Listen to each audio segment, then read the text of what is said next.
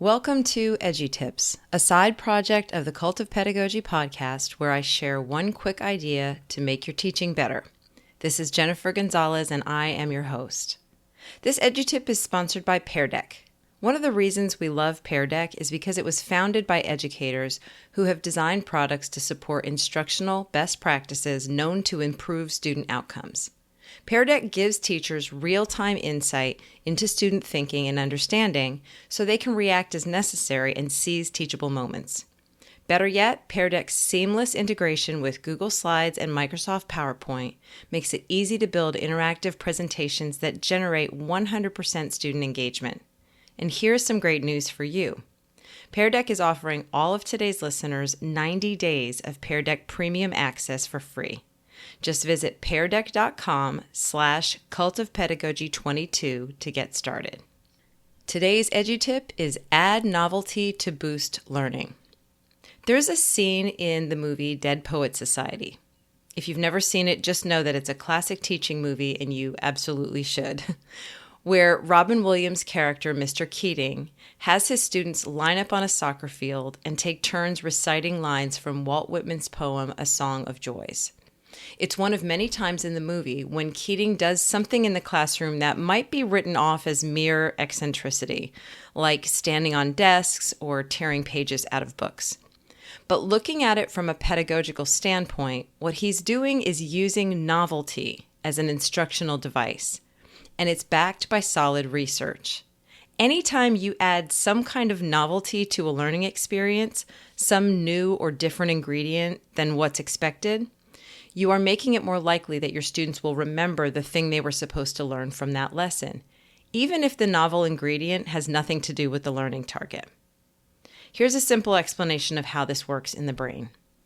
The hippocampus is the part of your brain responsible for learning and memory. When you encounter some kind of novel stimulus, dopamine is released in the hippocampus, which helps make that part of the brain more plastic and ready to form new synapses. And if you go to the written version of this EduTip, there's a list of some research that backs this up. So this is just another thing you can add to your bag of tricks if it isn't there already. If you want to boost learning in a lesson, add a little bit of novelty to make it memorable. Here are a couple of ways you can change things up to add novelty. One category is location. Stand in a different part of your classroom, on top of a chair, have students come out into the hallway, hold a lesson in the cafeteria, out on the playground, under a tree, change the lighting in your classroom, move all the desks to the perimeter, something different about the location. You could change the messenger, have a student deliver part of your lesson, invite a guest speaker, ask another teacher to join your class for a brief demonstration, or put students into pairs or groups for part of the lesson.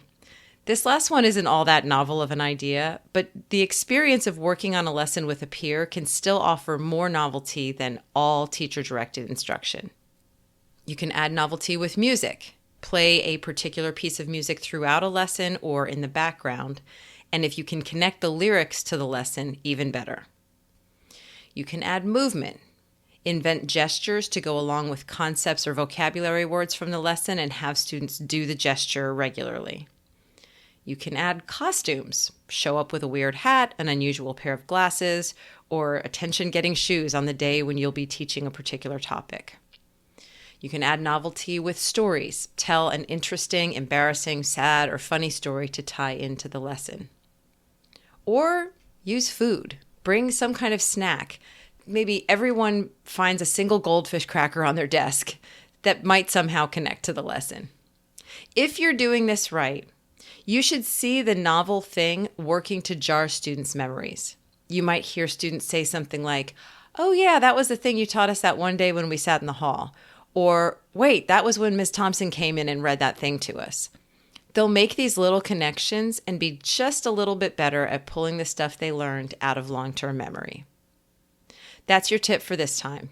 You can find a written version of these tips at cultofpedagogy.com/edutips. Now go forth, make thoughtful choices, and teach.